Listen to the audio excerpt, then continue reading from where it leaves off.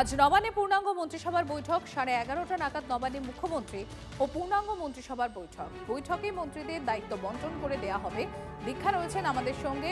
দীক্ষা, এছাড়া বেশ কিছু সিদ্ধান্ত নেওয়া হতে পারে। গত সোমবার মন্ত্রী হিসেবে শপথ নিয়েছেন 35 জন। তাদের মধ্যে 13 জন পূর্ণমন্ত্রী, 3 জন স্বাধীন দায়িত্বপ্রাপ্ত মন্ত্রী এবং 19 জন প্রতিমন্ত্রী। এর ফলে বিজেপির পূর্ণাঙ্গ মন্ত্রিসভায় মোট সদস্য সংখ্যা হয়েছে 41। আজ নবান্নে এই পূর্ণাঙ্গ মন্ত্রিসভার বৈঠক রয়েছে। শুভেন্দু ক্যাবিনেটের মিটিং রয়েছে সকাল 11:30 নাগাদ। মুখ্যমন্ত্রী এবং পূর্ণাঙ্গ মন্ত্রিসভার বৈঠক হবে। বৈঠকে মন্ত্রীদের দায়িত্ব বন্টন করে দেয়া হবে। দীক্ষা রয়েছেন আমাদের সঙ্গে। দীক্ষা, দেখো, মন্ত্রীদের যে শপথ গ্রহণ সেটা হয়ে গিয়েছে। আজকে মন্ত্রীদের দপ্তর বন্টন হবেন এবং মন্ত্রিসভার বৈঠক হবে। সেক্ষেত্রে কারা কি মন্ত্রিত্ব পাবেন, সেই দৌড়ে কারা কারা রয়েছেন সেটাই আজকে দেখার বিষয়। 35 জন মন্ত্রী হিসেবে শপথ নিয়েছেন।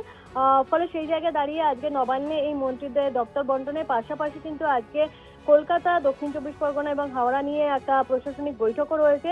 মন্ত্রিত্ব বন্টন করার পরে কে কোন জায়গায় শিক্ষামন্ত্রী, শোনা যাচ্ছিল যে দুজনকে হয়তো এবারে শিক্ষামন্ত্রী, বাম আমলে যেমন দুজন শিক্ষামন্ত্রী ছিলেন, সেক্ষেত্রে এখানে হয়তো দুজনকে শিক্ষামন্ত্রী করা যেতে হতে পারে।